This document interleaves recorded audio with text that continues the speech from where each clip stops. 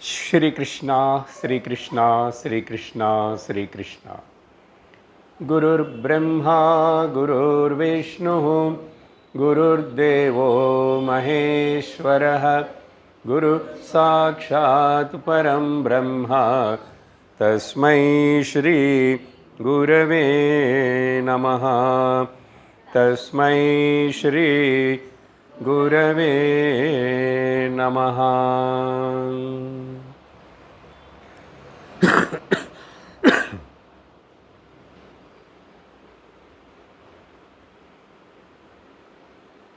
यं ब्रह्मा वरुणेन्द्ररुद्रमरुतः स्तुन्वन्ति दिव्यैस्तवैः वेदैः साङ्गपदक्रमोपनिषदैः गायन्ति यं सामगाः ध्यानावस्थिततद्ध्यतेन मनसा पश्यन्ति यं योगिनः यशान्तं न विदुःसुरासुरगणाः देवाय तस्मै नमः। नारायणं नमस्कृत्य नरं चैव नरोत्तमं देवीं सरस्वतीं व्यासं ततो जयमुदीरयेत्।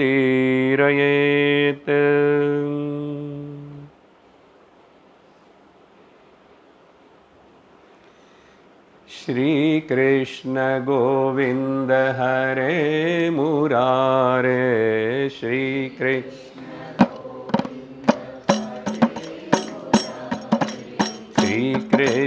गोविंद हरे मुरारे श्रीकृष्ण हे नाथ नारायण वासुदेव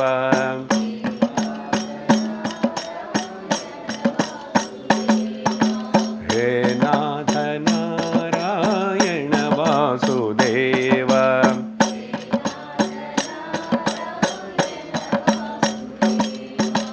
श्रीकृष्ण गोविंद हरे मुरारे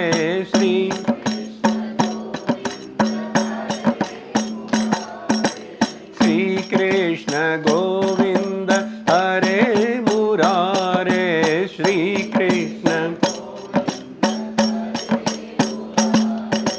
हे नाथ नारायण वासुदेव हे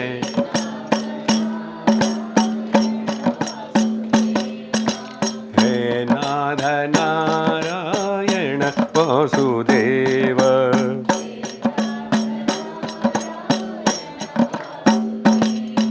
श्रीकृष्ण गोविंद हरे मुरारे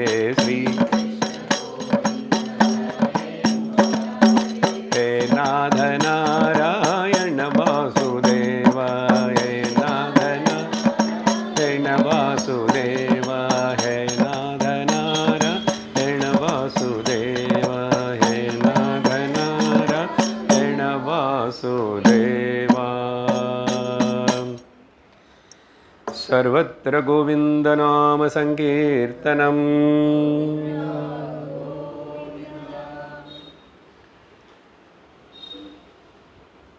नमोऽस्तु ते व्यास विशालबुद्धे पुल्लारविन्दाय तपत्रनेत्र येन त्वया भारततैलपूर्णः प्रज्वालितो ज्ञानमयप्रदीपः। हरि ओं तत्सत्।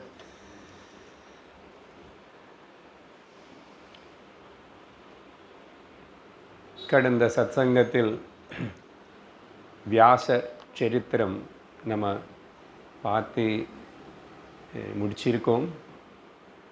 அந்த வியாசரை பற்றி இன்னும் 2 வார்த்தைகள். இப்போ நான் படித்த இந்த ஸ்லோகம் பகவத்கீதையுடைய தியான ஸ்லோகங்கள் அப்படின்னு சொல்லப்படுற அந்த அதில் சொல்லப்படுற ஸ்லோகம். நமஸ்காரம் பண்ணுறேன் அந்த விஷால புத்தி பரம கருணாமயமான ஹிருதயம் லோகத்தில் பிரஜைகளுக்கு எல்லாருக்கும் நல்லது நடக்கணும் அப்படின்னு சொல்லி ஆசிக்கிற நாராயண பகவானே சாட்சாத்த கலாவதாரமாக பிறந்த அந்த வியாச பகவானுக்கு நமஸ்கரிக்கிறேன். முக்கியமாக அவர் இந்த பாரதமனே மொத்தம் ஒரு ஆயில் எண்ணெயா எடுத்துக்கிட்ட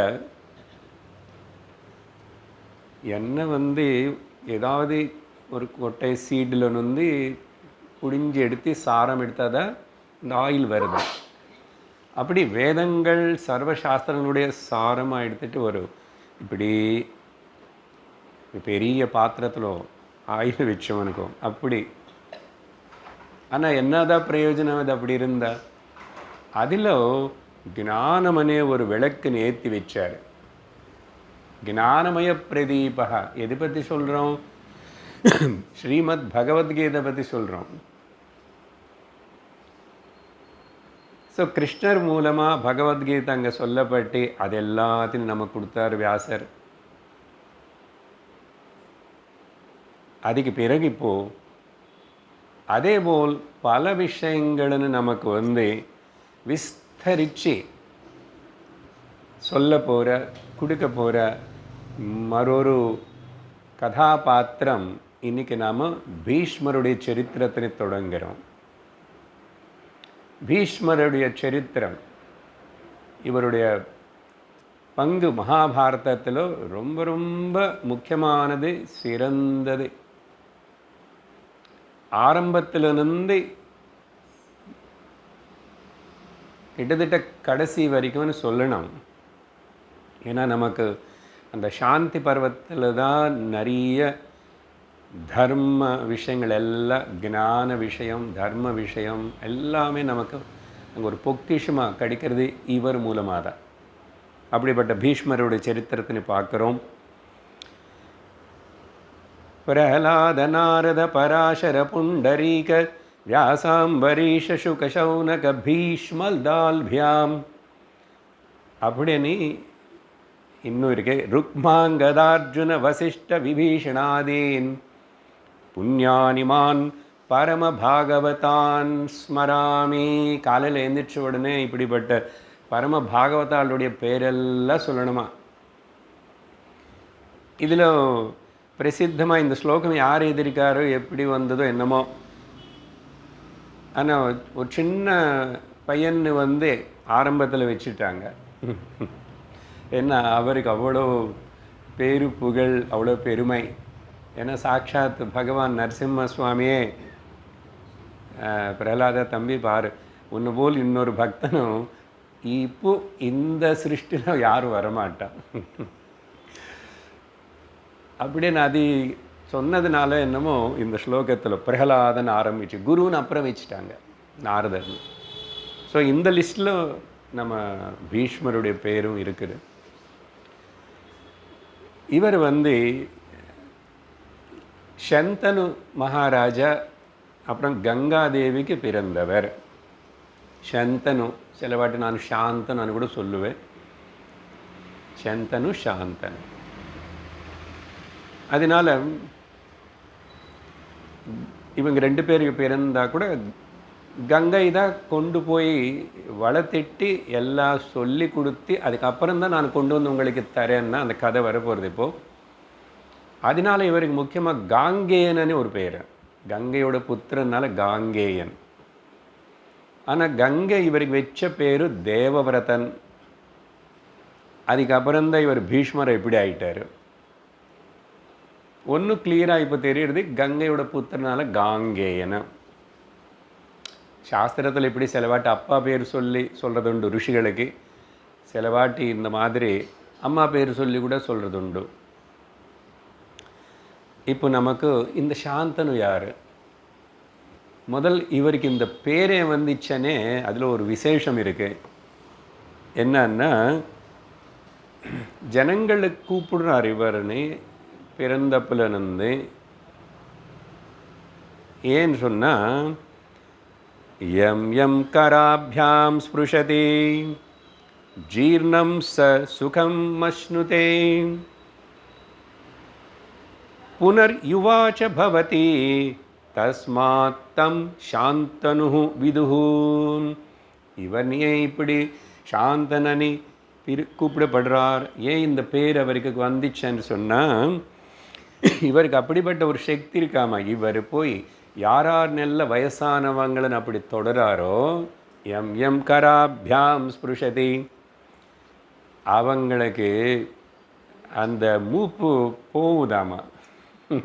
பரவாயில்ல, அப்படி யாராவது இங்கே நமக்கு கூட 4 பேர் இருந்தால் எல்லோரும் சரி பண்ணிக்கலாம். ஓகே, ஒன்றுக்கு ஞாபகம் வச்சுக்கணும். சரி, மூப்பு போனதுனால நம்ம இங்கே சாஸ்வதமாக இருக்க போகிறது இல்லை. இப்போ இந்த கதாபாத்திரங்களை பார்த்தீங்கன்னா, அபிமன்யு சின்ன பிள்ளை போயிட்டான். உபபாண்டவர்கள் இன்னும் சின்ன குழந்தைகள் போயிட்டான். அதனால் மூப்பு வந்துச்சா இல்லையா என்னன்னு இல்லை, மரணம் கச்சிதமாக எல்லாருக்கும் வரும். அப்போது என்னதான் பண்ணணும், அதுக்கு நம்ம பிரயத்தனம் பண்ணணும். எனிஹோ இவர் தொட்டிட்டு அப்படி ஆகி அவங்களுக்கு சுகம், சந்தோஷப்படுவாங்க, அவங்களுக்கு மூப்பெல்லாம் போயிடுது. அதனால் யுவக்கர்கள் ஆயிடுறாங்க. அதனால் இவர் சாந்தனு అని சொல்லி அடுத்தவங்களுடைய தேகத்தின் தனுவன்ன தேகம் அது அவங்களுக்கு அப்படி ஒரு நல்லது பண்ணி அவங்களுக்கு ஆனந்தத்தின்னு கொடுக்குற, சாந்தத்தின்னு கொடுக்குறாருனால சாந்தனு. இன்னொரு காரணமும் சொல்லப்படுறது, சாந்தஸ்ய ஜக்னே சந்தானம் தஸ்மாத் ச சாந்தனு. இவர் யாருக்கு பிறந்தார், இப்போ அதெல்லாம் பார்க்கணும். அப்படின்னு சொன்னால், இவருடைய அப்பா பேர் பிரதீபன். பிரதீபன். அவருடைய மனைவிக்கு ரொம்ப வயசானதுக்கு அப்புறம், நம்ம தசரதருக்கு கூட ரொம்ப வயசானதுக்கு அப்புறம் தான் ராமர் பிறந்தார். அப்போது அதே போல் இங்கே அந்த ரொம்ப விருத்தாப்பிய தசையிலோ அவங்களுக்கு பிறந்ததுனால இவருக்கு சாந்தனுன்னு கூட அந்த பேர் கொடுக்கப்பட்டது, கூப்பிடுறாங்க. இப்போ பிரதீபன் யார்? சரி, அப்பா என்ன சொன்னாருன்னா, பிரதீபன் விஷயம் வரும். இந்த சாந்தனு பிறந்ததுக்கப்புறம் அவர் கொஞ்சம் பெருசாகிட்டார். கூப்பிட்டு சொல்கிறார் பையனுக்கிட்ட, யார் பிரதீபன் சாந்தனுக்கிட்ட சொல்கிறாரு, ஒரு காலத்தில் கொஞ்ச நாளைக்கு முன்னாடி என்கிட்ட ஒரு திவ்யமான ஸ்திரீ, ரொம்ப அழகான தெய்வலோகத்துக்கு சேர்ந்தவள் போல் திவ்யமான ஒரு ஸ்திரீ என்கிட்ட வந்தது. அதே ஸ்திரீ உன்னுடைய வாழ்க்கையிலையும் ஒன்று சந்திப்பான். அப்படி ஒரு வேளை உனக்கு அவங்க உங்களை பார்த்தா, உன்னால் எனக்கு சந்தானம் வேணும், குழந்தைகள் வேணும்னு அப்படின்னு அவங்க ஆசைப்பட்டா, நீ யார், உன்னுடைய பேக்ரவுண்ட் என்ன, இது எதுவுமே கேட்காம அவள்னு பாரியாக ஸ்வீகரிச்சுக்கோ. அதுக்கப்புறம் அவள் என்ன பண்ணான்னு சரி, நீ ஏன் இப்படி பண்ணுற அப்படின்னு எதிர் பேசாது அப்படின்னு சொல்லி இதெல்லாம் சொன்னார். நல்ல பையனு, இதெல்லாம் என்னப்பா இதெல்லாம்னு கேட்கல நம்மளுக்குள்ளே மாதிரி. ஏன்னா அப்பா மேலே அவ்வளோ கௌரவம், அப்பாவுக்கு அவ்வளோ அறிவு இருக்குது, அப்பாவுக்கு அவ்வளோ தபஸ் இருக்குது, இதெல்லாம் தெரிஞ்சுதான் குழந்தைகள் இருந்தாங்க. அதனால் கேட்கல. சரி, இப்படி சொல்லி பையன் அவர் யுவராஜனா பண்ணி ராஜா என்ன பிறந்ததே ரொம்ப வயசானதுக்கப்புறம் தானே பிரதீபனுக்கு பிறந்தது பண்ணி அவர் இப்போது வானப்பிரஸ்தம் காட்டுக்கு போயிட்டார். அதுக்கப்புறம் சாந்தனை வந்து ராஜ்யபரணம் பண்ணுறாரு. ஆஸ் யூஷுவல் ராஜாக்கள் எல்லாம் அப்பப்போ காட்டுக்கு போவாங்க வேட்டாடுறதுக்கு. அப்படி போய் கொஞ்சம் ஜலம் தேவைப்பட்டது. இவர் வந்து அந்த கங்கா நதி தீரத்துக்கு போனார். அங்கே ஒரு அழகான ஏகாந்தமான ஒரு ஸ்திரீ தனியாக இருக்கா. இப்போ அப்பா சொல்கிறதுக்கு ஞாபகம் வருது. அந்த அம்மா இவர் அப்பா சொன்ன மாதிரி அந்த அம்மா வந்து என்ன நீங்கள் அந்த அம்மா வந்து கேட்டா உன்னை என்னை பாரியா ஸ்வீகரிச்சுக்கணும் அப்படின்னு கேட்ட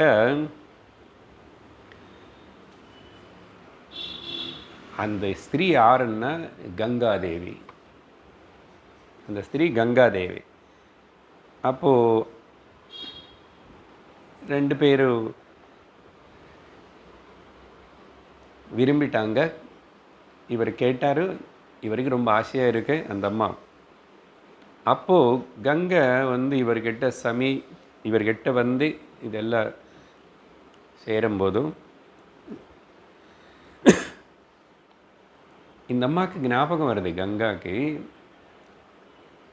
என்ன கதைன்னா, இப்போ கதைக்குள்ளே போகிறோம். எல்லாருடைய பேக்ரவுண்டில் என்ன இருக்குன்னு ஒருத்தர் தெரியும். நமக்கு பீஷ்மர் தான் முக்கியம் இப்போதைக்கு. ஆனால் கூட மாதிரி அவருக்கு சுற்றி என்ன நடந்துச்சு, அவரேன் பிறந்தார், என்ன கதைன்னு தெரியணும் இல்லையா. மேலே லோகத்தில் அஷ்டவசுகள்னு சொல்லி ஒரு 8 பேர் ஒரு வகையான தேவதைகள் இருக்காங்க. இவங்களை நீ ஒரு விதத்தில் பித்ரு தேவதைகளுடைய கணங்களுக்குள்ளேயே சேர்ப்பாங்க. 8 பேர் அஷ்டவசுகள், ஏகாதச ஆதித்யர்கள், ருத்ரர்கள், துவாதச ஆதித்யர்கள், இப்படியெல்லாம் சொல்லுவோமா. அப்போ அதெல்லாம் ஞாபகம் வந்து அதே சமயத்தில் அந்த வசுகளுக்கு கங்கை ஒரு ப்ராமிஸ் பண்ணியிருக்கான். அப்போது அது மட்டும் இல்லை, இந்த ராஜா சாந்தனுடைய அப்பான பிரதீபனு கூடையும் அவர் சொன்னார் இல்லையா, எனக்கு ஒரு திவ்யமான ஸ்திரீ வந்து சந்திச்சது அப்படின்னு. அதே ஸ்திரீ உன்னோட வாழ்க்கையில் வரும்னு சொன்னார் இல்லையா. இந்த விஷயம் டீட்டெயில்டாக சாந்தனுக்கு சொல்லலை, ஆனால் கங்கைக்கு தெரியும், ஞாபகம் இருந்ததுனால. அப்போது அந்த பிரதீப் மகாராஜ் கூட கங்கைக்கு அப்போ நடந்த அந்த சம்பாஷணம் ஞாபகம் வந்த அப்போ அந்த சமயத்தில் அதெல்லாம் சேர்ந்து சரி நீங்கள் என்னை கல்யாணம் பண்ணி விரும்புகிறீங்க, நான் உங்களுக்கு பட்ட மகிழ்ச்சியாக ஆயிடுவேன்னு ஒத்துக்கிட்டான். அப்போது ஒரு கண்டிஷன் வச்சுருக்கான்.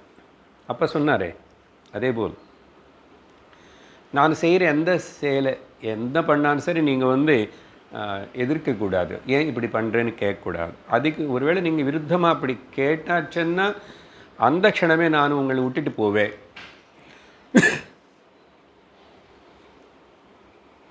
ஸோ இந்த ஸ்திரீ மேலேயும் ஆசை இருக்கே, அவள் அழகாக இருக்கா, அப்பாவும் சொல்லியிருக்கா, அதனால சரி அன்னு சொன்னார். அப்புறம் என்னாச்சு, குடும்பம் நடத்திட்டுருக்காங்க, கல்யாணம் ஆகிடுத்து. பிறந்த ஒரு குழந்தைன்னு வந்து பிறந்த அன்றைக்கே இந்த அம்மா வந்து எடுத்துகிட்டு போயிட்டு கங்கையில் தூக்கி போட்டுடுவான். ராஜா பார்த்துட்ருக்கிறாரு. கேட்கக்கூடாது இல்லை, கேட்டாச்சுன்னா அவளை போயிடுவான். இப்படி 7 குழந்தைகளு ஒரு வருஷமாக ஒரு கேப் விட்டுட்டே தெரில, 7 பேர்னு போட்டாச்சு. இப்போ அடுத்ததாக 8வது ஒரு பையன் பிறந்தான். ராஜா வம்சத்தில் பையனு பிறக்கிறதுன்னா எவ்வளவோ பாக்கியம். இப்போ இதெல்லாம் கதையில் பார்க்குறோம். நிறைய பேர் குழந்தைகள் இல்லை, அதனால் வம்சாபிருத்தி இந்த பீஷ்மர் வாழ்க்கை சுற்றி அதுதான் மெயின் ஒரு பிரச்சனையாக இருக்கு. 8வது குழந்தைன்னு இப்படி பண்ணும்போது இவரால் தாங்க முடியல. ஏன்னா அப்பாவும் விவரம் சொல்லலை, இது இப்படி இருக்கும் நான் நினைக்கல. ஏதோ வீட்டிலேயே நிறைய பாரிய ஏதாவது அது இது கேட்டு எல்லாத்துக்கும் எதிர்த்து சொல்லிகிட்டே இருந்தால் நல்லா இருக்குமா? சரி வாங்கிக்கோ, சரி போயிட்டு வா, இப்படி தானே சொல்ல. இதே தான் நினச்சார் இவர். பார்த்த விபரீதமாக இருக்கு. எந்த தாய் வந்து பிறந்த குழந்தை கொண்டு போய் அப்படி தூக்கி போட்டுடுவாங்க? அப்போது இனிமேல் தாங்க முடியாமல் சந்தனு கேட்டார், ஏன் இப்படி பண்ணுறே? நீ ஒரு தாயா? அப்படி இல்லை. கேட்ட உடனே அப்போ கங்கை சொல்கிறது, போகணும். இப்போ போகிறதுக்கு முன்னாடி விவரம் சொல்லிட்டு போகிறது. நான் வந்து ஜஹ்னு ருஷியோட புத்திரி. நான் அப்புறம் எல்லா ரிஷிகளினால சேவிக்கப்படுற கங்கை. நான் பேர் சொல்லிக்கிறப்போ ஒரு தேவ காரியத்தின் நிறைவேற்றுறதுக்காக நான் வந்திருக்கேன். என்ன தேவ காரியம்? அதான் ஒரு வாட்டி வசிஷ்ட மகர்ஷி உடைய சாபத்தினால அந்த பித்ருலோகத்துக்கு சேர்ந்த 8 வசுகள் வந்து என்னுடைய கர்ப்பத்தில் ஜென்மிக்கணவனி ஒரு சாபம். இப்போ பாருங்கள், ஒருத்தருக்கு எங்கெங்கே கனெக்ஷன் இருக்கு. சரி, அஷ்டவசுகளுக்கு வசிஷ்டர்னால சாபம். அது கங்கை எதுக்கு எழுத்துக்கணும்? பார்க்க போகிறோம். கங்கைக்கும் சாபம் இருக்குது. ஆச்சரியமாக இருக்கும் கேட்குறதுக்கு. நாம் எல்லோரும் இங்கே வந்து புனிதமான கங்கையில் போய் குளிக்கணும், பாப்பங்கள் போயிடும். நிசந்த பாப்பம் போகும், அதில் ஒரு சந்தேகம் இல்லை.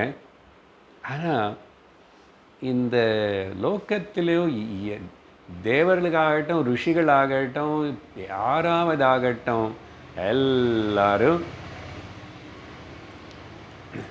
அவரின்றி ஒரு இலையும் அசையாது. அப்படி ஏதோ ஒன்று வந்து இது அவங்களுடைய கர்மா அவங்களுக்கு வந்து ஒட்டுக்கிறது, கட்டி போடுறது. அதில் வந்து கர்மன் ஏதோ வந்து மனிதர்களுக்கு மட்டும்தான் இருக்குது, நம்ம தான் கஷ்டப்படுறோம் நினச்சிக்க வேண்டாம். இந்த கதைகள் எல்லாம் சொன்னேன். ஆனால் இந்த மாதிரி தெய்வலோகம் அது அவங்களுக்கு அங்கே சேர்ந்து அவளை பற்றி அவங்கள பற்றி கதை சொன்னால் நம்ம எப்படி நம்மளுக்கு அவங்களுக்கு கம்பேர் பண்ண முடியாது. இல்லை, அன்றைக்கே சொன்னேன் நான். ஆனால் கூடப்பா அவங்க எல்லாரும் தேவலோகத்திலேருந்து வந்தாங்கன்னா அதுக்கு முன்னாடி அவங்க எவ்வளவோ புண்ணியம் தபஸ் ஏதோ பண்ணியிருக்கணும் இல்லையா? பண்ணதுக்கப்புறம் கூட ஒரு மனிதனுக்கு ஞானம் என்பது வரலைன்னா இங்கோ அங்கோ எங்கேயோ மறுபடியும் ஏதோ விதமாக பிறந்து அவங்களுடைய கர்மத்தை கேன்சல் பண்ணிக்க வேண்டி இருக்கு. அது ஒன்று நம்ம புரிஞ்சுக்கணும். அப்புறம் அவங்களுக்கு பின்னாடி இருக்கிற அந்த தபஸு, சில பேர்கிட்ட ஞானம், சில பேர்கிட்ட தியாகம், இப்படிப்பட்ட நல்ல குணங்கள் நெரும்பி இருக்கிறதுனால அந்த கதைகளில் எடுத்து சொல்கிறாரு வியாசர். நம்மளோட புராணங்களை நம்மளை விரும்பி கேட்குறோம்.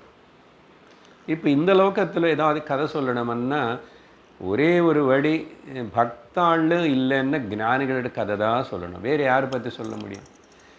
இந்த காலத்தில், இந்த காலம்னு இந்த கலியுகம், இந்த ராஜாக்களுடைய சரித்திரம் ஏதோ கொஞ்சம் கேட்கலாம். ஆனால் எல்லாருக்கிட்ட குறைகளும், ப்ராப்ளம்ஸு, கோபதாபங்கள், பொறாமைகள், சண்டை இருந்துகிட்டே இருக்கு.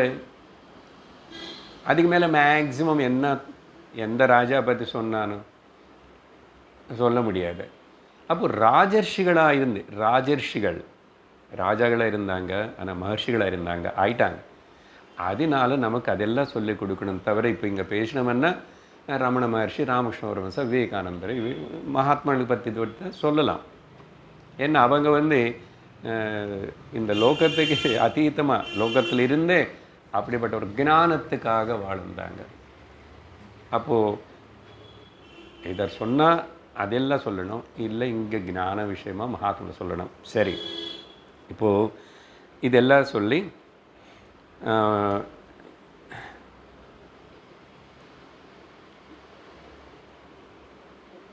இப்படி ఈ విధంగా நான் இப்போ 8 వస్తువులు என்னுடைய கர்ப்பத்தில் பிறந்தாங்க. எனக்கு இப்போ சாபம் என்னுடைய அது நான் புண்ணியத்தின்னு சம்பாதிச்சேன்றான் அப்படின்னா என்னுடைய அந்த சாபம் இது இருந்தது, அது இன்னும் என்ன சொல்லலை, எங்கே வந்தது சாபம். அதனால் நான் இப்போது கிளம்பி போகிறேன் அன்றைக்கி சொன்னது மாதிரி கண்டிஷன். ஆனால் இந்த குழந்தை பிறந்தானே இவன் நான் கூட்டிகிட்டு போவேன். இவன் ஒரு என்ன இன்னும் பின்னாடி நிறைய இருக்க விஷயம். அதனால் இப்போதைக்கு இவன் உங்கள்கிட்ட இருக்க மாட்டான். சூட்டபுளான அந்த நேரம் சமயம் வரும்போதோ நான் கொண்டு திரும்பி உங்களுக்கு ஒப்படைக்கிறேன். அப்போது இவன் காங்கேயன், கங்காதத்தன், கங்கனால் கொடுக்கப்பட்டவர். அப்புறம் கொண்டு கொடுக்க போகிறான். அதில் தேவவிரதனன்னு என்ன தேவதைகளுடைய சங்கல்பத்தினால அவங்களுக்கு நடுவில் இருக்கிற சில சாபங்கள் வரங்கள் இதெல்லாம் நீக்கிறதுக்காக வந்தவர் தேவவிரதன். அப்புறம் அது மட்டும் இல்லை, நீங்கள் எப்போ என்னை நினச்சா ஏதாவது பிரச்சனை கஷ்டம் நான் அப்பவும் வருவேன் அப்படின்னு சொல்லி எனக்கு விடுமுறை கொடுங்க, போவேன். கிளம்பி போயிட்டான்.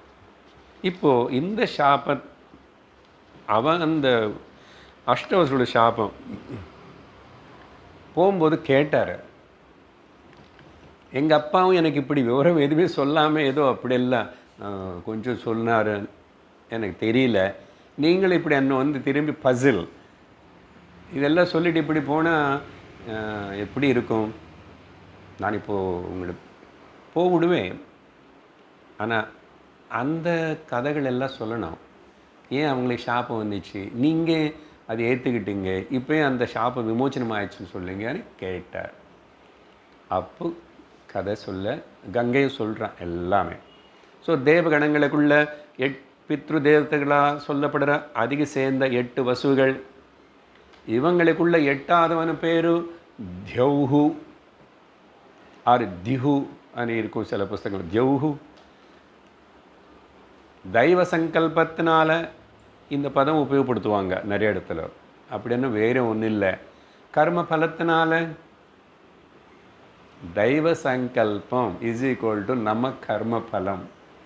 கத்ருராக்னியா பிராப்யதே பலம். அப்போது இவங்க ஒரு நாள் என்ன பண்ணாங்க, அவங்க தேவலோகத்தை சேர்ந்தாங்கன்னா அப்பப்போ நம்ம பூலோகம் கூட அப்படி இப்படி எட்டி பார்ப்பாங்களாமா. ஓகே, ஒரு சேஞ்ச். நம்ம எல்லோரும் பிக்னிக்கு போனது போல் அவங்க. ஆனால் நமக்கு கண்ணுக்கு தெரிய மாட்டாங்க. அவங்க தனியான ஏரியல் கார்ஸில் எல்லாம் வருவாங்க.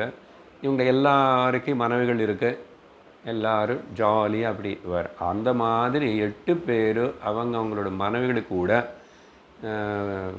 சேர்ந்து அப்படி விஹரிக்கும் போது கீழே வசிஷ்டரோட ஆசிரமம் பார்த்தாங்க. அவரோட ஆசிரமம் மேரு பர்வத்தத்தோட பிராந்தத்தில் இருக்குது. ஆனால் இப்போ மேரு பர்வத்தம் இருக்கான்னு கேட்டால் சொல்ல முடியாது, அது புராணத்துக்குள்ளே தான் போகணும். அப்போது எத்தனோ காலம் முன்னாடி நடந்த விஷயம். அங்கே நடமாடிட்டுருக்கிற ஒரு பசுமாடுன்னு பார்த்தாங்க. அந்த பசுமாடு பேர் நந்தினி. பார்க்கும்போது இதில் இந்த 8ஆவது வசு தியௌஹு இவருடைய மனைவி எனக்கு அந்த பசுமாடு வேணும். சீத்தை காட்டில் இருந்து அந்த மானு வேணும்னு கேட்டால் மாட்டிக்கிட்டான். அது ஒன்றும் இல்லை, மானன்னு சொன்னால் நீங்கள் நந்தினின்னு சொன்னானோ இந்த மாயா பிரபஞ்சத்தில் ஏதி ஆசைப்பட்டானோ மாட்டிக்கவே. அதனால் ஆசை விட இன்பந்தானே, ஆசைப்பட துன்பந்தானே. ஆசைப்பட்டான், நார்மலாக கூட நிறைய வாட்டு ஆண்கள் எல்லோரும் இந்த மாதிரி தாய்மார்கள் மனைவினால் இப்படி தான் மாட்டிக்குவாங்க சில பேர். இதில் என்ன சொல்கிறான், இந்த பூலோகத்திலும் உசி நகர ராஜான்னு ஒரு ராஜா இருக்கா, அவருடைய மகள் எனக்கு ரொம்ப ஸ்நேகித்தை, தெரியல அது எப்போ ஸ்நேகித்து எங்கே இப்போ அந்த கதைகளில் போனால் நம்ம எங்கே உட்காருவோம். சொல்கிறான் அந்த பெண் பேர் வந்து ஜிதவதி. ஜிதவதி. நான் அவங்களுக்கு வந்து இது கிஃப்டாக கொடுக்கணும். பாருங்க, இவெல்லாம் கேட்டாலும் பரவாயில்ல, இது தேவையா இது கிஃப்ட்டு. அப்போ அப்படி கேட்டேன், எது கொண்டு வந்து எனக்கு கொடுங்கோ. அப்புறம் அப்போது வசிஷ்டர் ஆசிரமத்தில் இல்லை, அவர் எங்கே போயிட்டார். 8 பேர் இருக்காங்களே, 8 பேர் வந்தாங்க. கேட்டது திவ்யோட பாரிய. அதனால் சரி நீ போ, அதை எடுத்துகிட்டு வா, நாங்கள் ஹெல்ப் பண்ணுவோம் கொஞ்சம் சொல்லி 8 பேர் போனாங்க. போயிட்டு அது திருடிட்டு வந்தாங்க. ஓகே, இது வசிஷ்டருக்கு தெரிஞ்சிச்சு. அவர் திரிகால ஞானி. அப்படியே இவன் கிளம்பி போகும்போது அப்படியே வந்து எதில் நிற்கிறாரு. நின்றுட்டு என்ன சொல்கிறாரு, தர்மரக்ஷர்களான நீங்கள் தேவதர்கள் போஸ்டில் இருக்குங்க, இப்படி தர்ம துரோகம் செய்யலாமா? ஒரு ஸ்திரீ ஆசைப்பட்டால் அது நிறைவேற்றணும்னு சொல்லி. நல்லா இருக்கா ஸ்லோகம்? இப்படிப்பட்ட நீங்கள் அதர்ம காரியம் யாரோ பண்ண, அதை படிக்காதவன் பண்ணான்னா சரி தெரியல, படிக்கல. படித்தவன் பண்ணுறான், படித்தவன் தான் ரொம்ப பண்ணுறான். பார்த்தீங்களா? அதனால் படிக்காதன்னு அன்றைக்கி சொன்னானே ஏதோ வேறு கிளாஸில், படித்தா கட்டி போயிடுவோம். ஏன் படிக்கக்கூடாத படிப்பு படித்தா கட்டி போயிடுவேன். அதனால் அந்த அவர் பேர் என்ன, வாரியர் பேசுவார், கொடுப்பான், படித்தா அறிவு வராது அப்படின்னு பேசுவார் ஒரு நாள். படித்தா அறிவு வராது. சரி, இப்படி உடனே என்ன பண்ணுவார், ஏதோ அது மாதிரி ஒரு பனிஷ்மெண்ட் கொடுக்கணும் இல்லையோ, அதனால உங்களுக்கு சாபம் கொடுக்குறேன், நீங்கள் பூலோகத்தில் ஒரு ஸ்திரீ கர்ப்பத்தில் போய் பிறக்கணும் அப்படின்னு சாபம். சாபம் கொடுத்த உடனே அவங்களுக்கு கொடுத்த உடனே இவங்களுடைய தேஜஸோ திவ்யம் சக்தி எல்லாம் குறையிறது. அப்படின்னா ரொம்ப சீக்கிரமாக இங்கே இது விட்டுணும் போகணும், சரீரம் அங்கே பிறக்கணும். அப்போ அது தெரிஞ்சுக்கிட்டு அவங்க என்ன பண்ணாங்க, போனாங்க. சாப்பம் கொடுத்ததுக்கப்புறம் அப்புறம் அவங்களுக்கு தெரிஞ்சது சக்தி எல்லாம் போயிடுத்தேன்னு அப்புறம் திரும்பி வந்து வசிஷ்டர்கிட்ட பிரார்த்தனை பண்ணுறாங்க.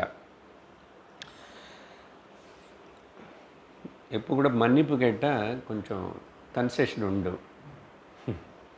அதுதானே குற்றவாளி கூட அப்பப்போ ஜட்ஜுக்கிட்டையோ பிரசிடெண்ட்டுக்கிட்டையோ இது கேட்பான், சரி ஏதோ கொஞ்சம் சேஞ்ச், எனக்கு கொஞ்சம் சிக்ஷை குறைச்சிடும். 7 பேர் இன்டைரக்ட் குற்றவாளிகளினால அவங்களுக்கு சாபம் குறைச்சிட்டார். எப்படின்னா ஒரே ஒரு வருஷம், ஒரு சமத்சர காலம் மட்டும் பூலோகத்தில் ஸ்திரீ கர்ப்பத்தில் இருக்கணும். கர்ப்பவாசம் செஞ்சு திரும்பி உங்கள் லோகத்துக்கு நீங்கள் வருவீங்க.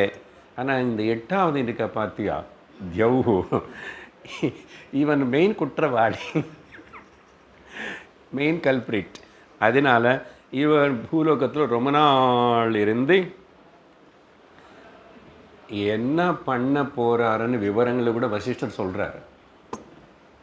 எல்லாமே ப்ளூ பிரிண்ட் ரெடி. அதனால் சாப்பம் கொடுக்குறவங்க அப்படி சும்மா கொடுக்க மாட்டாங்க, எல்லாம் தெரியும். மானவ லோகத்தில் ஸ்திரீ கர்ப்பத்தில் பிறப்பான், தர்மாத்மனாக இருப்பான், சர்வ சாஸ்திரங்களும் படித்தவனாக தந்தையோட ஆனந்தத்துக்காக ராஜ்ய ஸ்திரீ போகங்களெல்லாம் விட்டுட்டு தான் ஆஜன்ம பிரம்மச்சாரியாக இருப்பான். ஆனால் பூலோகத்தில் யாரும் இவனை ஜெயிக்க முடியாத ஜெகதேக பராக்கிரமனாக இருப்பான். தீர்க்க காலம் ஆயுஷோடு இருப்பான்.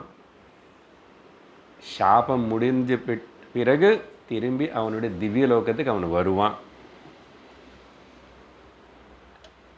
இப்போ இந்த தியூக்கு கொடுத்த இந்த சாபம் அவர் தான் இங்கே பீஷ்மராக பிறந்தது. இப்போ புரிஞ்சு போச்சு உங்களுக்கு. ஒரு வருஷம் கர்ப்பவாசம் பண்ணாங்க, கங்கை கொண்டு போய் தூக்கி போட்டுட்டான். 8வது மட்டும் நான் திரும்பி கொண்டு வரேன்னா, நானும் படிக்க வச்சு எல்லாம் சொல்லி கொடுத்தவன் மாதிரி ஜெகதேக பராக்கிரமனாக இருக்கணுமே, அப்படி கொண்டு வந்து நான் உங்களுக்கு ஒப்படைக்கிறேன். அது உங்களால் செய்ய முடியாது. அதுதானே. அப்போது என்னாச்சு, இந்த தியூக்கு ஏற்பட்ட சாபம் நம்ம மானவ லோகத்தில் நமக்கு எல்லோருக்கும் ஒரு வரமாகிடுது. பாருங்களா, ஒருத்தருக்கு சாபம் நமக்கு வரம்.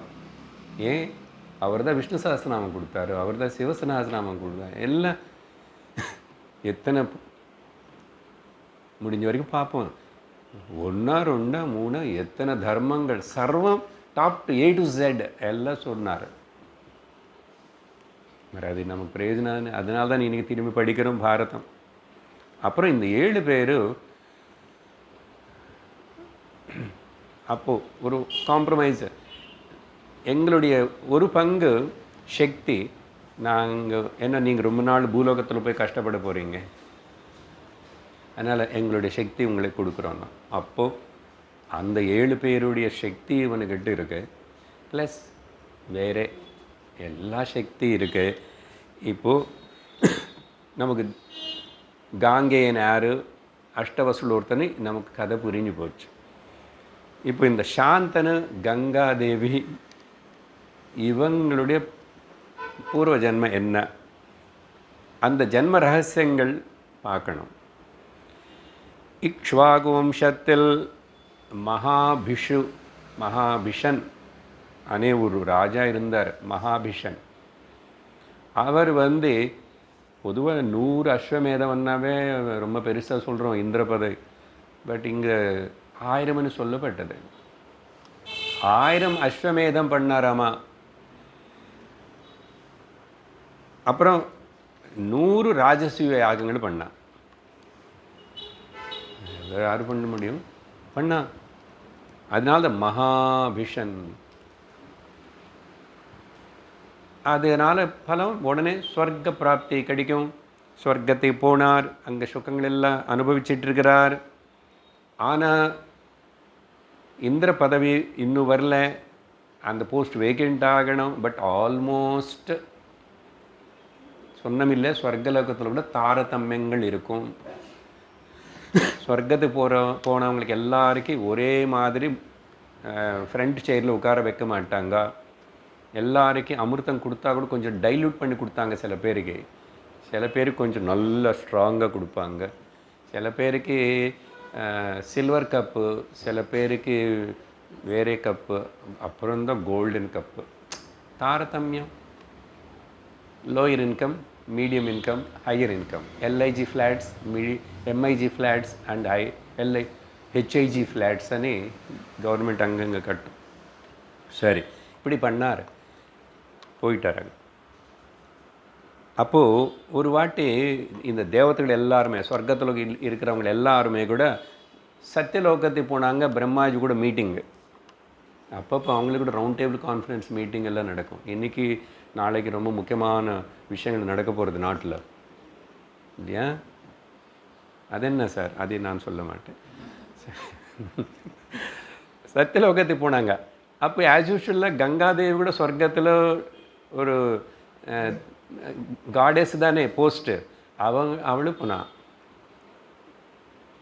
செலஸ்டியல் அங்கே தான் அவங்க ஆக்சுவலாக. அப்புறம் தான் பூமியிலுக்கு வரத்துக்கு ஏதோ கதை, அது வேறு கதை. சரி, கங்கை கூட அங்கே இருக்கா. அங்கே அப்படி சபை நடக்கும்போதும் கங்காதேவி உடம்பு மேல் இருக்கிற இந்த துணி ஷாரி அது எப்படியோ அப்படி நவந்து தவறி கீழே விழுந்துச்சாமா. அந்த சமயத்தில் இந்த மகாபிஷிகன் இருக்கானே, இவனுக்கு கங்கன்னு பார்த்தான். ஆனால் மிச்சம் தேவதைகள் எல்லாரும் தன குனிஞ்சிக்கிட்டாங்க. இவன் பார்த்தான், பார்த்ததுக்கப்புறம் மனசில் காம விகாரம் ஏற்பட்டது. ஐயோ, இத்தனை யாகங்கள் பண்ணாரு, அது பண்ணார், இது பண்ணார், மகாபிஷேகன்னு சொன்னீங்க. அங்கே போனதுக்கப்புறம் ஏன்னா கங்கா அவ்வளோ அழகாக இருப்பாங்க. சரி, மிச்சம் எல்லா தேவத்தையும் தலை குனிஞ்சிட்டாங்க. அவங்களுக்கு தெரியும் இவன் புதுசாக வந்ததுனால தெரியல இவனுக்கு அங்கே என்ன ஆகுமனே. அவங்களுக்கு கொஞ்சம் எக்ஸ்பீரியன்ஸ்டு நினைக்கிறேன் மிச்சம் தேவதைகள் எல்லாம். புது இடத்து போனால் நம்ம அப்படி தானே. அப்போது மனோவிகாரம் ஏற்பட்டது. இது பிரம்மதேவன் கவனிச்சிட்டார். கவனிச்சுட்டு மனுஷலோகத்தில் சகஜமாக மனிதர்களுக்கு ஏற்படுற இந்த விகாரம் என்னுடைய சந்நிதியிலோ சத்தியலோகத்திலோ உனக்கு ஏற்படலாமா? பார்த்தீங்களா, ரூல்ஸ் வேறாக இருக்குல்ல. இங்கே என்ன ஓகேன்றார். அதனால் இப்படிப்பட்ட மனோவிகாரத்தை நீ இந்த லோகத்தில் எனக்கு முன்னாடி நீ காட்டினதுனால நீ திரும்பி மனுஷலோகத்துக்கு போய் பூலோகத்தில் ஜென்மிக்கணும். கங்கனை பார்த்து உனக்கு இப்படி ஏற்பட்டதுனாலையும் கங்கை ஏன் அப்படி அசால்ட்டாக இருக்கான், ஜாக்கிரதை இருக்க வேண்டாமா? ஒருவேளை கங்கைக்கு கூட மனசு செலிச்சதா? எனிஹோ, அதனால் கங்கை கூட பூலோகத்தில் ஜென்மிச்சு உன்னை கூட சம்பந்தம் வச்சுக்குவான். சாபம், 2 பேருக்கு சாபம் ஒரே டைமில். அப்போது அதெல்லாம் கூட சொல்கிறாரு. அவள் என்ன பண்ணாலும் சரி, அப்படிப்பட்ட அவள் செய்கிற விபரீதமான காரியங்கள்னால உனக்கு பரிதாபம் ஏற்பட்டு அவளோட சம்பந்தம் கட்டாயிடும். எல்லாம் அங்கே தெரியும். யார் பற்றி சொல்லிட்டு இருக்கோம் நாம? கங்காதேவின்னு கங்காதாவ இருக்க உங்களுக்கு தெரிஞ்சு போயிடுச்சு. அந்த மகாபிஷந்தான் இங்கே சாந்தனா பிறந்தான். சாந்தனா பிறந்தான்.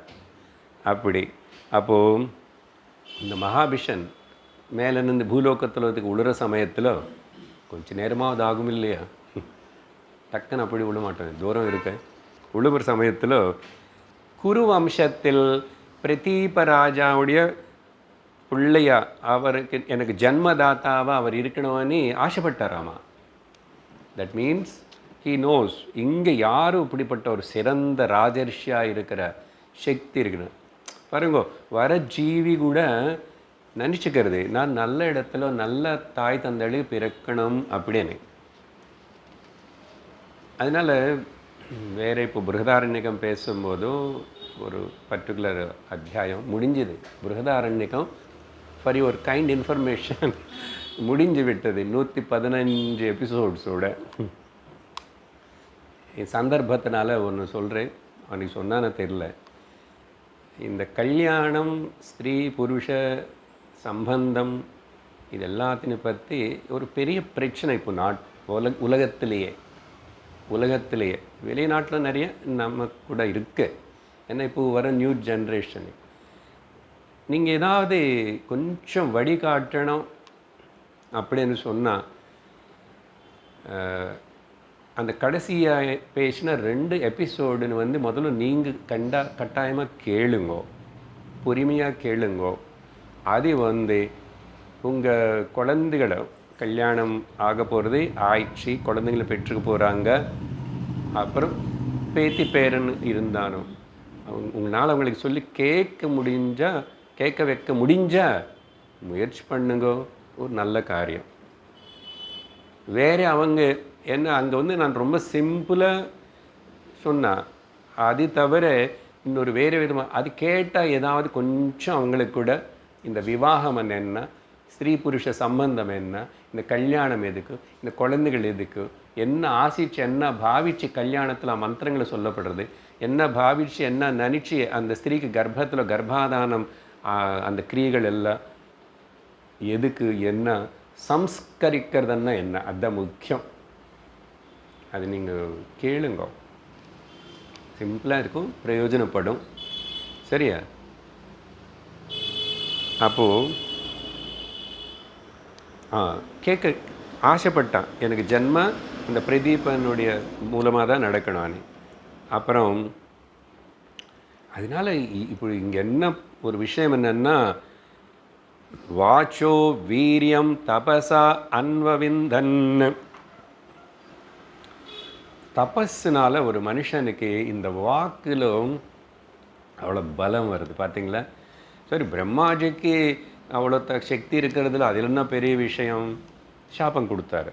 அது சாபம் எப்படி பலிக்கிறது கரெக்டாக? வசிஷ்டர் அவருடைய பிள்ளை அவருக்கு இருக்கு. இவங்களெல்லாம் என்ன வசிஷ்டர் சாமானியமாக? வசிஷ்டர் கூட சண்டை வச்சுக்கிட்டு போட்டி போன விஸ்வாமித்திரர் எவ்வளோ பண்ணார். ஸோ தபஸ் అనేది நான் இது கீதை அதெல்லாம் பேசும்போது கூட மனுஷனுக்கு தப்போமய ஜீவனமாக இருக்கணும். அப்படி என்ன தப்பாக புரிஞ்சக்கூடாது. அதுக்கு என்ன தாடி முடி மீசம் வேஷம் மாற்றி மலை காடு குகை அதெல்லாம் பண்ணுவோம் ஒன்றும் கிடையாது. இருக்கிற இடத்துலையே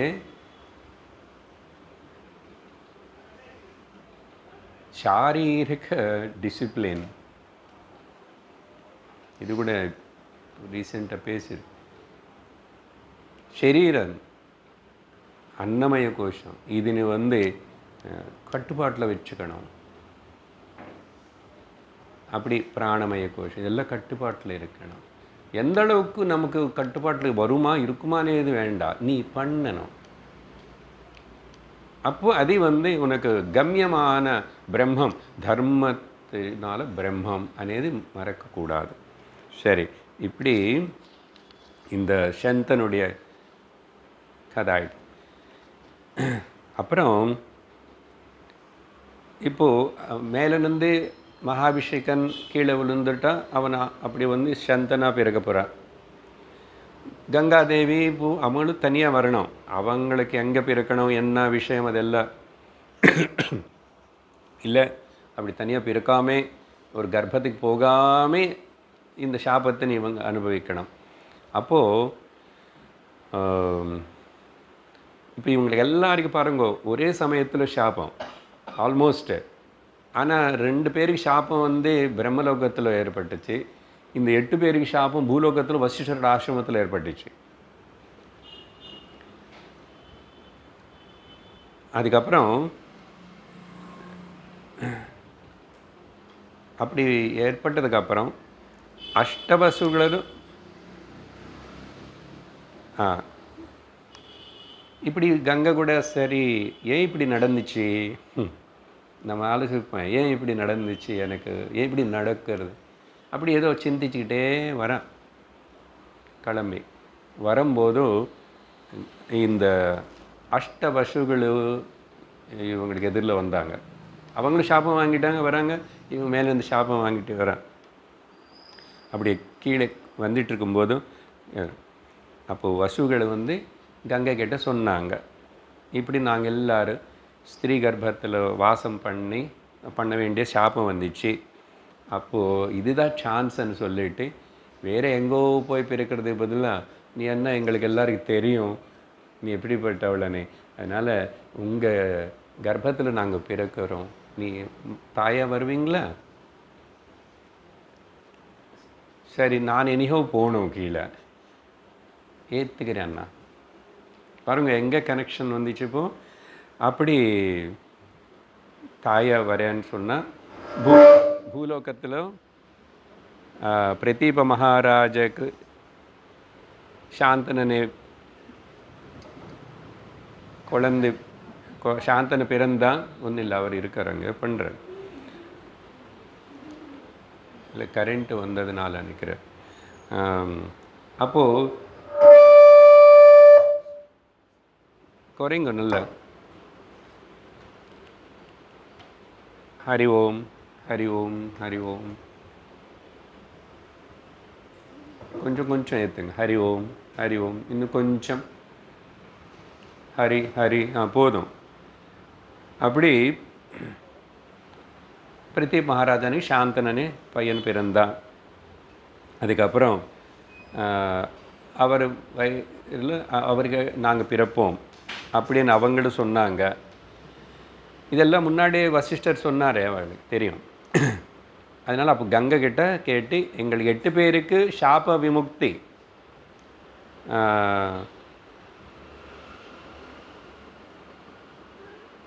எல்லாரும் 8 பேரும் நாங்கள் அங்கே பிறந்து போயாச்சுன்னா அப்போது சாந்தனுக்கு பிறந்து பிரயோஜனம் இல்லை.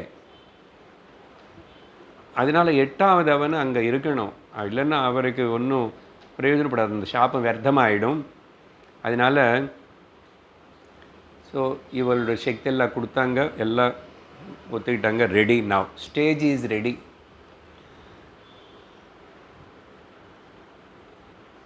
இவங்க எல்லாருமே பூமி மேலே சாந்தோக்கிய உபனிஷத்தில் புரதாரண்யத்தில் படித்தது போல் ஒரு சிஸ்டமேட்டிக்காக தான் அந்த 5 ஃபேக்ட்ரிஸ் 5 அக்னிகள் மூலமாக தான் வந்து பூமி மேலே விழணும். அப்படி விழுந்தாங்க. அப்போது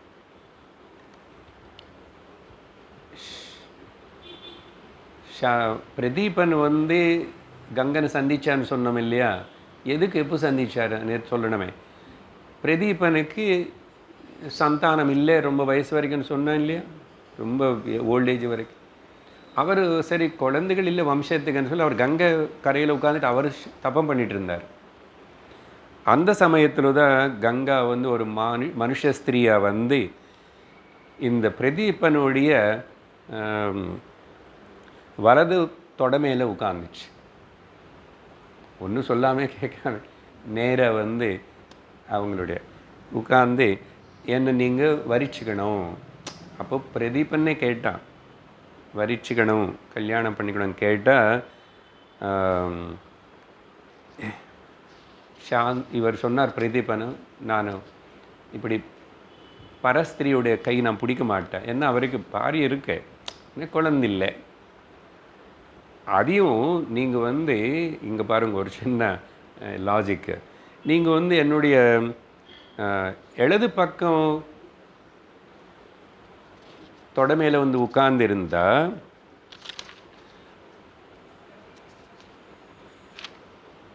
எழுதுன்னா லெஃப்ட்டு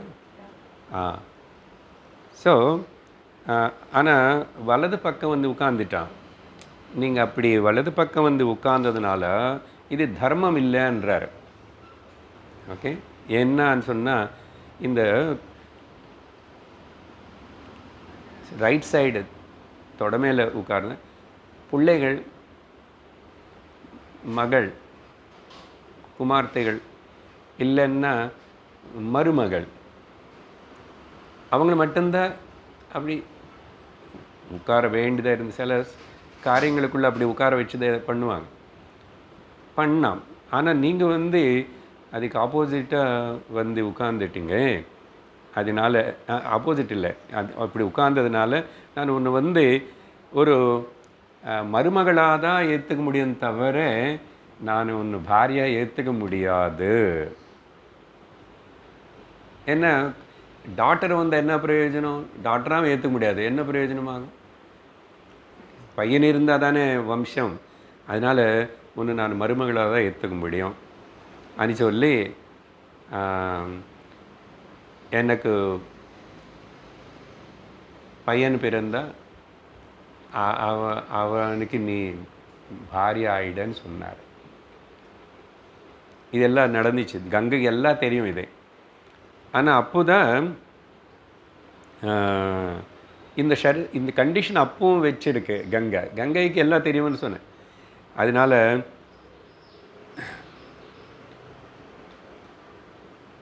அது நிறைவேற வரைக்கும் நீ இருப்பே, அதுக்கப்புறம் வந்து நீ கிளம்பி போவேன்னு சொன்னார். ஸோ இந்த தபஸ், பிரதீபனுடைய தபஸ் பலித்தது. அப்புறம் பலிச்சதுன்னு அர்த்தம் அங்கே ஆல்ரெடி அவனை வேணுமனு கீழே வர கரெக்டாக எல்லாம் அவங்களுடைய அவங்களுடைய கர்ம பலம் யாரு கூட எங்கே அது கேன்சல் ஆகுமான்னு. அதனால் நம்ம வாழ்க்கையில் நம்ம தந்தை, தாய் தந்தைகள், நம்ம குழந்தைகள் யாராவதாகட்டும், எந்த உறவானாலும் சரி, ஒரு பர்பஸுக்காக இந்த அரேஞ்ச்மெண்ட்டு. எந்த பர்பஸ்ஸு, யாரோடைய பர்பஸ் இல்லை, உன்னுடைய கர்மா கேன்சல் ஆகணும், இவங்கள மூலமாக அவங்களுக்கு அவங்க கர்மா கேன்சல் ஆகணும். இல்லைன்னா எப்படி கர்மா அப்படியே நிற்குமே, கர்ம பலம். ஸோ இப்படியெல்லாம் நடந்துச்சு. அப்புறம் சாந்தனு பார்த்தாரு, கல்யாணம் பண்ணிட்டார். அதெல்லாம் பார்த்தோம். இப்போ 8 பேரில் 7 பேர் கங்கையில் போட்டாச்சு. அப்போது இந்த காங்கேயனை 8வது குழந்தனை நல்லா கொண்டு போயிட்டானே, கொண்டு போயிட்டு நல்ல அவனுக்கு சம்ஸ்காரங்கள் எல்லாம் சொல்லி கொடுத்துட்டு திரும்பி கொடுக்குறேன்னு போனான். இப்போ அடுத்த பாகம் இந்த தியூஹு, ஏன்னா இன்னும் பீஷ்மன் பேர் வரல, ஆர் தேவரத்தன். அப்போது இவன் கொண்டு போய் கங்கை என்ன பண்ணான்னு தெரியுமா?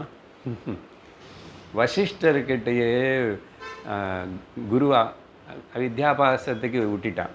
வசிஷ்டர் வேத வித்யா, தனுர்வித்யா, அஸ்திர சஸ்திரங்கள் எல்லாம் கற்றுக்கிட்டாங்க. ராஜநீதிக்கு வேண்டிய சுக்கிரநீதி, ப்ரஹஸ்பதி நீதி சாஸ்திரங்கள் இப்படிப்பட்டது எல்லாமே வசிஷ்டர்கிட்ட கற்றுக்கிட்டான். யார்? இந்த தேவரதன். அப்போ என்ன அர்த்தம்? என்ன, எந்த மகர்ஷி செபிச்சாரோ அவர் தானே செபிச்சு திரும்பி அந்த சாபம் இவனை சம்ஸ்கரித்து அனுப்பிச்சிட்டானா அதுக்கு திரும்பி அவரே ஏற்றுக்கிட்டாரு. தெரியும் அவருக்கு, ஆனாலும் சரி சிஷ்யனாக வந்தான்ல. ஸோ அவனுக்கு ஏதாவது கரை எடுத்தணுமே. அப்படி அவனை சமஸ்த யுத்த வித்தைகளுக்குள்ள அவனை நல்ல நம்பர் 1 பண்ணிட்டார். அப்போவே அந்த சமயத்திலேயே பூலோகத்தில் பரசுராமன் இருக்கார். இங்கே பரசுராமன் ராமாவதாரத்துலேருந்து இருக்கார் இல்லையா, இவர் கூட கூட சம்பந்தம் இருக்குங்க இப்போது. அதுக்கப்புறம் பரசுராமர்கிட்டையும் கங்கை கொண்டு போய் இவனை இன்னும் படிக்கணும்னு சொல்லி அங்கே சிலது தெரிஞ்சுக்க வேண்டியதெல்லாம் தெரிஞ்சுக்கணும் அங்கேயும் சேர்த்துட்டான். அது அப்படி அவனுடைய படிப்பு வளர்ச்சி. அதுக்கு அடுத்த பாகத்தில் என்ன ஆயிடுச்சுன்னா, இது எல்லாமே நம்ம இந்த தேவவிரதன் இல்லைன்னா தியூயோட சாபத்தில் பார்ட் 1, பார்ட் 2, பார்ட் 3 பார்க்கணும். ஓகே, கன்ஃபியூஷன் ஒன்றும் இல்லையே, ஓரளவுக்கு பரவாயில்ல சார், புரியுது. ஓகே, ஏன்னா சிலது நானே பார்த்து சொல்ல வேண்டியிருக்குல்ல. இது என்ன பகவத்கீதை 4 ஸ்லோகங்கள் மாதிரி ஈஸியாக சொல்ல முடியும்? ஓகே, எத்தனை வாட்டி படித்தாலும் ஞாபகம் இருக்காது. சரி, புரிஞ்சுக்கிறோம், எல்லோரும் புரிஞ்சுக்கிறீங்க. அதுக்கப்புறம் இப்போ என்ன, தேவவிரதன் பீஷ்மன் எப்படி ஆகிட்டார். அதுக்கப்புறம் சந்தனு சாந்தனு 36 வருஷம் எப்போ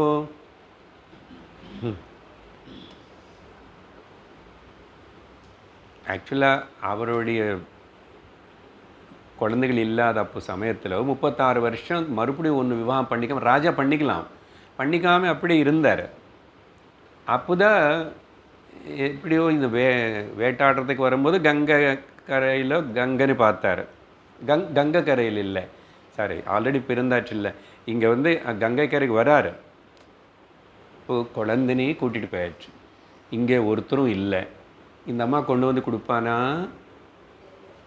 அவன் வம்ச அபிவிருத்திக்கு ஏதாவது பிரயோஜனப்படுவான்னு என்ன தெரியும் யாருக்கு? அப்போது கங்கை வீட்டுக்கு போனால் அதுக்குள்ளே 36 வருஷம் விவாகம் பண்ணிக்காமல் இருக்கானா. அங்கே ஒரு பையன்னு பார்த்தார். என்ன பண்ணுறான்னு, திவ்ய அஸ்திரங்கள் எல்லாம் போட்டி கங்கையுடைய பிரவாகத்தை நிறுத்துகிறான். ஒரு அஸ்திரம் போடுற கங்கை நிற்கிறது, இன்னொரு அஸ்திரம் போடுற கங்கை நிற்கிறது. இதெல்லாம் பார்த்து இவருக்கு ரொம்ப ஆச்சரியமாயிடுது. அப்போது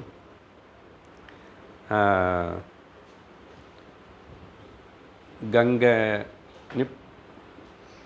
நினச்சார், இவனு தான் ஆயிருக்குமோ அப்படி நினச்ச கங்கை இந்த தேவவிரதனை பெரிய பையனாகிட்டேன் ஹேண்ட் ஓவர் பண்ணிட்டான் சாந்தனுக்கு. அப்போ தேவவிரதனுக்கு ராஜ்ய பட்டாபிஷேகம் பண்ணி ஒரு 4 வருஷம் கடந்தது. அதுக்கப்புறம் தேவவிரதனுக்கு இன்னும் கல்யாணம் பண்ணல, அப்படி இருக்கிறான்.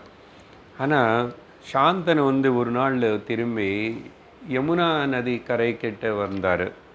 வந்தப்போ அங்கே அந்த தாஷராஜான்னு அந்த ஃபிஷர்மேன் கம்யூனிட்டிக்கு அவளுக்கு சேர்ந்த அவங்களுடைய மகள் சத்யவதினி பார்த்தார்.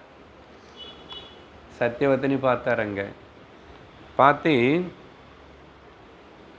ராஜாவுக்கு சொன்னானே, இப்போது ஒரு பையனும் பிறந்தான் இருக்கான், ஆனால் ஒருத்தர் போதுமானு நினைக்கக்கூடாது. இது ஒரு பெரிய நமக்கு மெசேஜ். இந்த காலத்தில் என்ன அது, அப்போல்லாம் நம்ம இருவர் நமக்கு இருவருன்னு சொன்னாங்க, அதுக்கப்புறம் நமக்கு இருவர் நமக்கு ஒருவர்ன்னு சொன்னாங்க.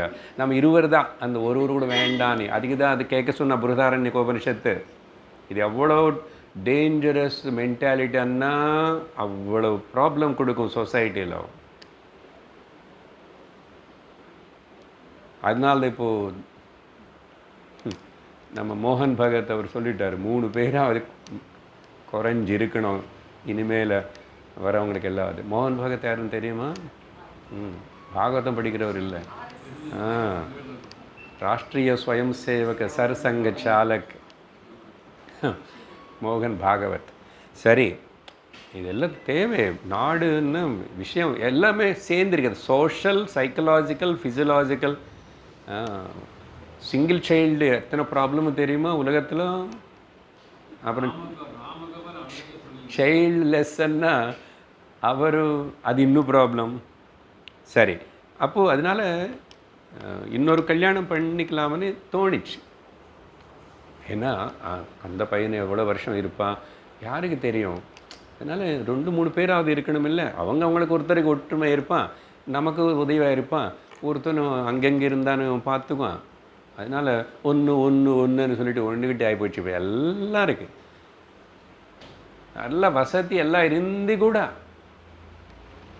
எப்படியோ தெரிஞ்சோ தெரியாமல் கடந்த ஒரு ஃபியூ டிகேட்ஸாக அப்படி ஆயிடுத்து. இது மாற்றணும். எப்படி சார் மாற்றுறது? சொல்ல முடிஞ்ச இடத்துல சொல்லுங்க, இதோடைய முக்கியத்துவம் என்னன்னு. நான் சொல்லிகிட்ருக்கேன், எனக்கு தெரிஞ்சது.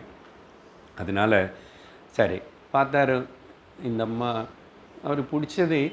ராஜாவுக்கு வந்து இவங்க எதுன்னு கேட்க வேண்டியதில்லை, இவருக்கு பிடிச்சாச்சுன்னா பண்ணிக்கலாம். அது எந்த வர்ணத்துக்கு சேர்ந்தான்னு கூட கல்யாணம் பண்ணிக்கலாம், விவாகம் பண்ணிக்கிறேன்னாரு. அப்புறம் சத்யவதி சொன்னாங்க, எங்கள் அப்பாவுக்கு சொல்லணும், அப்பாவுக்கு சொல்லாமல் அப்படின்னு சொன்னால் அவர்கிட்ட போனால் அந்த தாஷராஜா ஒரு கண்டிஷன் வச்சார். பாருங்க, எல்லா இடத்துல கண்டிஷன். அப்புறம் எயிர் கண்டிஷன் ஷாம்பு கூட கண்டிஷன்டு ஷாம்புன்னு சொல்கிறேன். என்ன நான் ஒரு காலத்தில் எயிர் கண்டிஷன் அது மட்டும்தான் நினச்சேன். சரி, மக்களுக்கு கண்டிஷன் நீ 7 மணிகளில் வரணும். அப்புறம் பார்த்து ஷாம்பு கண்டிஷன்ன்றான். என்னன்னா சரி, கல்யாணம் பண்ணிக்கிறதுக்கு எங்களும் அப்ஜெக்ஷன் இல்லை, ஆனால் எங்கள் மகள் மூலமாக உங்களுக்கு பெருக்க ஒரு குழந்தைதான் ராஜ்யம் பரணம் பண்ணணும். அங்கே வந்துச்சு பார்த்தீங்களா எப்படி மாட்டிக்குவான். இப்போ என்ன பண்ணுறது? இவருக்கு சத்யவதி வேணுமன்னு விரும்புகிறார், ஆனால் ஒத்துக்கலை. தெரியுமா, சாந்தனு ஒத்துக்கலை.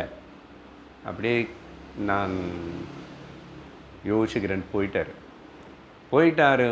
யோசிக்கிறாரு, ரொம்ப துக்கப்படுறாரு. சத்யவதின்னு நினச்சிட்டே பாருங்க, திரும்பி ஒரு ஆசை. சரி, இப்போ அந்த மாதிரி கண்டிஷன் வச்சார். அந்த அம்மானு விட்டுட்டு இன்னொருத்தனை பார்த்துக்கலாம் இல்லை. இதுதான் ப்ராப்ளம் லோகத்தில். இந்த யங் சில்ட்ரன் லவ் இதெல்லாம் பண்ணுறது எல்லாம் கூட இப்படி தானே. நீ இல்லைன்னா இனிமேல் வாழ்க்கையே மாயம்ன்றான், அப்புறம் தற்கூலன்றான். என்னடா தைரியம் இல்லை, வாழ்கிறதுக்கு தைரியம் இருக்க வேண்டாம். அவள் வேண்டான்னு சொன்னால் விட்டுட்டு போ. So what? இவர் அப்படி அது விடாமே இன்னொரு கல்யாணம் திங்க் பண்ணாமே அப்படியே ஒரு மாதிரி ஆகி கொஞ்சம் டிப்ரெஸ் ஆகிட்டாரு. டிப்ரெஷன் அவ்வளோ நல்ல பெரியவங்களுக்கு கூட வருமா சார்? எல்லாருக்கும் வரும். காமன் சிவில் கோடுன்னு சொல்கிற போல் சிலதெல்லாம் காமன். அங்கே இங்கே எல்லாம் இதே என்ன சொன்னோம், இது நம்ம தெருக்கூத்து, அது அந்த தெருக்கூத்து, அவ்வளோதான். அப்போது தேவவிரதன் கவனிச்சிட்டு இருக்கார். என்ன அப்பா ஒரு மாதிரி இருக்காருன்னா நேராக எப்படி கேட்குறது? மந்திரிமார்கள் மூலமாக தெரிஞ்சுக்கிட்டார். என்ன அப்பாவுக்கு என்ன ஆச்சு, உடம்பு சரியில்லையா அப்படி இருக்காருன்னு. மந்திரிகளுக்கு யாருக்கும் சொல்லியிருப்பார் நினைக்கிறேன். சாந்தனுராஜ் யார் கொடுத்து ஷேர் பண்ணிக்கணுமே சொன்னதுனால அவங்க சொன்னாங்க, இப்படி அப்பா உங்கள் அப்பா ஒரு பொண்ணுன்னு பார்த்தா, அந்த பொண்ணு இந்த தாசராஜோட மகள், அப்படி கண்டிஷன் வச்சாங்க. அப்படியெல்லாம் சொன்ன உடனே அப்பா கூட சொல்லாமல் உடனே ரதம் குதிரை போயிட்டார். தாசராஜா கிட்ட போயிட்டு அங்கே வாக்கு கொடுக்குறார். அப்பாக்கு சுகம் ஆனந்தம் கொடுக்கறத பிள்ளையோட நோக்கம். நீங்கள் இப்படி ஒரு பாயிண்ட் நோட் பண்ணிட்டு வரணும். அதனால் அப்பா கூட சொல்லாமல், ஏன்னா அப்பா சொன்ன விடுவார் என்ன அந்த கண்டிஷன் என்ன? இப்போ இவன் முன்னாடி பிறந்த பெரியவன் என்ன, இவன் விட்டுட்டு எப்படி கொடுக்கறது? அதர்மம் ஆகிடும் இல்லை. அது சொல்லாமல் அப்பாவுக்கு சுகம் அப்பா ஆனந்தம் சொல்லி போயிட்டு அங்கே வாக்கு கொடுத்தாரு. நான் வாக்கு கொடுக்குறேன் உங்களுக்கு, சரியா? அப்போது இந்த சத்தியவதி மூலமாக எங்கள் அப்பாவுக்கு பிறக்க போகிற குழந்தைதான் ராஜ்ய அதிகாரி ஆயிடுவான். அதுக்காக நான் ராஜ்யம் எனக்கு வேண்டான்னு சொன்னால் தாசராஜா இது எப்படி நம்புறது? ஏதாவது ஒரு ப்ராமிசரி நோட்டு எதுவீங்களா அன்னார்.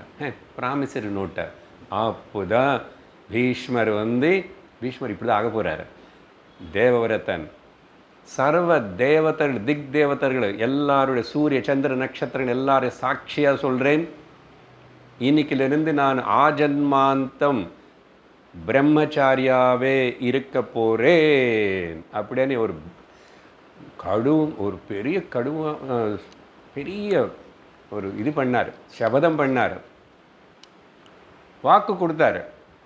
அப்படிப்பட்ட லோகத்தில் இப்படி ஒரு அப்பாக்காக இப்படியெல்லாம் சொல்லி தியாகம் பண்ணி ஒரு விரதம் எடுக்கிற யாராவது ஒரு ஆள் இருப்பானா? அதுக்கு ஆனந்தப்பட்டு ஆகாசத்தில் கந்தர்வர்கள் தேவதைகள் கிண்ணர்கள் எல்லாரும் கூட வருஷங்களை புரிஞ்சு இவனுக்கு இனிமே பீஷ்மா பீஷ்மா பீஷ்மான்னு 3 வாட்டி சொன்னாங்கம்மா. பீஷ்மான்னா டெரிபிள், பயங்கரமான சபதம் பண்ணுறானே, பயங்கரமான சபதம். என்ன வாக்கு கொடுத்த அது என்ன சும்மா அப்போ ஏதோ சொன்னா அப்படி கடைசி வரைக்கும் அதில் நிற்க போகிறார். அதுதான் பீஷ்மாச்சாரியர். அப்பேருக்கு அவ்வளோ பெருமை இருக்கு. எங்கே தியாகம்? ஒரு சின்ன அப்பாவுக்கு ஆசை அந்த பொண்ணு மேலே, ஆனால் அவங்க பக்கம் அப்படியெல்லாம் இப்படி பண்ணுற. அப்படி சொன்னால் நீங்கள் இதெல்லாம் கண்டிஷன் வைக்கக்கூடாது. என்ன நினச்சிக்கிறீங்க நீங்கள் ஃபிஷர்மேன் கம்யூனிட்டி, நாங்கள் எல்லாம் ராஜாக்கள், படையெடுத்துட்டு நாளைக்கு மண்டை உடச்சிடுவான்னு சொல்லலாம் இல்லை? இப்போ எல்லாம் அப்படி தானே. தர்மம் படிச்சுட்டு வந்தான்ல குழந்தை, வசிஷ்டர்கிட்ட படிச்சுட்டு வந்தான். அதனால அது படிக்கலைன்னா சுத்தம்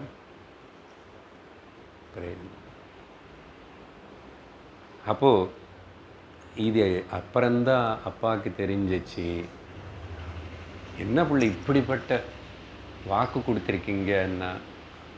கொடுத்தது அப்பா, நீ சுகமாக இருங்கோ, சந்தோஷமாக இருங்கோ அப்படின்னு சத்தியவதி கூட கல்யாணம் ஆகிடுத்து சாந்தனுக்கு. அதுக்கப்புறம்தான் என்ன கதை. ஸோ ஏன் பேர் இவருக்கு இப்படி வந்துச்சு అనేది ஆக்சுவலி தேவவிரதனுக்கு ராஜ்ய பட்டாபிஷேகம் பண்ணார், ஆனால் கல்யாணம் ஆகலை, அதனால் குழந்தை பிறக்காது. ஸோ அதனால் அங்கே வாக்கு கொடுத்தாச்சு, இனிமேல் சத்தியவதி பிறந்தால் அவங்க ராஜபலம். எனக்கு குழந்தைகள் இல்லையே, நான் கல்யாணம் பண்ணிக்க போகிறதில்லை, குழந்தைங்க அதெல்லாம் ஆயிடுச்சு. அப்புறம்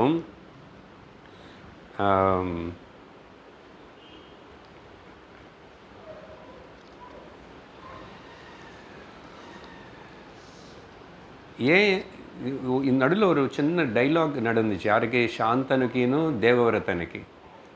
ஏன்னா போய் சொன்னதுக்கு போயிட்டு வாக்கு கொடுத்து வந்தார். ஆக்சுவலி சாந்தனு வந்து இன்னொரு விவாகம் பண்ணிக்கணும்னு ஆசை இல்லை. அது வம்ச அபிவிருத்திக்காக தான் சொன்னானே இப்போது, அதுக்காக தான். ஏன்னா நீ க்ஷத்ரியனை என்கிட்ட இப்போ இருந்து நீ உனக்கு எப்போ பார்த்தா யுத்தம் ஆயுதங்கள் இதிலேயே இருப்பேன். எப்போது ஒரு க்ஷத்திரியனுக்கு உயிர் போகும் என்னன்னு தெரியாது இல்லையா? அதனால் அப்போது சப்போஸ் நீ ஒரு வேளை உயிரிட்ட வம்சம் நிந்தி போயிடுமே. அது மட்டும் இல்லை, கங்கை சொன்ன 8 வருஷங்களோட சாபம் அதையும் ஞாபகம் வந்துச்சு. அதனால் சந்தானம் இருக்காதோன்னு தெரிஞ்சதுனால சத்தியவத்தின் ஆசைப்பட்டா தவிர எனக்கு காமத்தினாலேயோ அப்படியெல்லாம் இல்லை அன்னார். இதெல்லாம் கேட்ட தேவவரத்தன் வந்து அப்பா மேலே கோச்சிக்கல. பார்த்தீங்களா, கோச்சிக்காமே ஆச்சரியம் படலை. இது சகஜந்தான். அப்புறம் இதெல்லாம் நடந்து கல்யாணம் ஆச்சு. அதுக்கப்புறம் ஸோ நம்ம உபனிஷத்து சொல்கிற தியாகே நைகே அமிர்தத்வமானசோ, நீ அமிர்தத்வத்தின் அடையணுமன்னாலும் லோகத்தில் பேர் பிரதிஷ்டவன்னாலும் தர்மத்தில் நிற்கணும். அப்புறம்தான் சத்தியத்தில் நிற்க முடியும். பிரம்மத்தில் தியாகேன ஏவ அப்படிப்பட்ட ஒரு தியாகத்தினை பண்ணாருங்க. அதையோடைய பராகாஷ்ட இங்கே பீஷ்மருடைய வாழ்க்கையில் பார்க்குறோம். அதுக்கப்புறம் திரேதாயுகத்தில் ராமர் பித்ருபக்தி, அங்கே கூட பித்ருபக்திக்காக தியாகம் பண்ணார் இல்லையா? அப்படி தியாகம் பண்ணி நமக்கு ஒரு மார்க்கதர்சனம், பித்ருவாக்கிய பரிபாலனை அப்படின்னா என்னன்னு காட்டிட்டார். அதுக்கு ராஜ்யத்தின்னு தியாகம் பண்ணார். வனவாசத்துக்கு கொஞ்சம் காலம்தான் போனார். பார்த்தீங்களா, ஜஸ்ட் 14 இயர்ஸ் தானே. அது கூட அப்பாவுக்கு பிடிக்கல. அதனால் தசரதே உயிர் விட்டுட்டார். ஆனால் துவாபர யுகத்தில் நம்ம பீஷ்மர் வந்து ஜீவிதாந்தம் வாழ்க்கை முடிய வரைக்கும் ராஜ்ய கிரகஸ்த சுக போகங்கள் எல்லாத்தையும் தியாகம் பண்ணார். இப்போ சொல்லுங்கள், ராமர் பெருசா பீஷ்மர் பெருசான்னு? சார் அப்படியெல்லாம் நீங்கள் பட்டிமன்றம் வைக்காதுங்க, சும்மா பேச்சு தான். பீஷ்மர் தான், அது கொஞ்ச நாள் தான் அப்படி இருந்தார். அதனால சாந்தனை வந்து இந்த பையனுடைய பித்ருபக்தி அதுக்கு ரொம்ப சந்தோஷப்பட்டு ஒரு வரம் கொடுத்தார். இவங்க எல்லாரும் வரம் கொடுக்குற சக்தி இருக்குது. அதுதான் சொன்னானே, தபஸ் இருக்குது எல்லாருக்கும். அப்புறம் என்ன சொன்ன, உனக்கு ஸ்வச்சந்த மரணம் அப்படின்னு சொன்னால், நீ எப்போ நினைக்கிறையோ அப்போ நீ சரீரம் விடலாம். நீ எப்போ நினைக்கிறையோ அப்போ சரீரம் விடலாம். அப்படி தானே நடந்துச்சு. சரி, இதுக்கு அடுத்ததாக இவருடைய வாழ்க்கையில் வர அடுத்த தசை, இந்த சாபத்திலேயே பாகங்க எடுத்துக்கிறோம் இது எல்லாமே. அதுக்கப்புறம் இவருக்கு இனிமேல் கஷ்டமோ கஷ்டம், எதிர்ப்போ எதிர்ப்பு, எல்லாத்துலேயும் தோல்வின்னு சொல்லணும். ஆனால் கம்பீரமாக ஒரு பராக்கிரமனா அப்படி இப்படின்னு இருந்தால் கூட இந்த 4வது தசையில் பார்த்தோம்னா சாந்தனுக்கு சத்தியவதிக்கு கல்யாணம் ஆகிடுத்து. சித்ராங்கனு விசித்திர வீரன் பிறந்தாங்க. ஓகே, இவங்களுடைய சின்ன பிள்ளைகாக இருக்கும்போது சந்தனு இறந்து போனார். சர்வம் ரெஸ்பான்சிபிலிட்டி பீஷ்மன் தலைமையில் இருக்குது இப்போது. அப்போது அவங்கள பெருசானதுக்கப்புறம் சித்ராங்கன் பெரியவன்னு ராஜா பண்ணியாச்சு சொன்னது போல். ஆனால் யுத்தத்தில் சித்ராங்கதனே கந்தர்வனு சேத்துல இந்த சித்ராங்கதன் போயிட்டான். இது அன்றைக்கி சொன்னான். அப்புறம் விசித்திர வீரன் மட்டும்தான் இருக்கான்.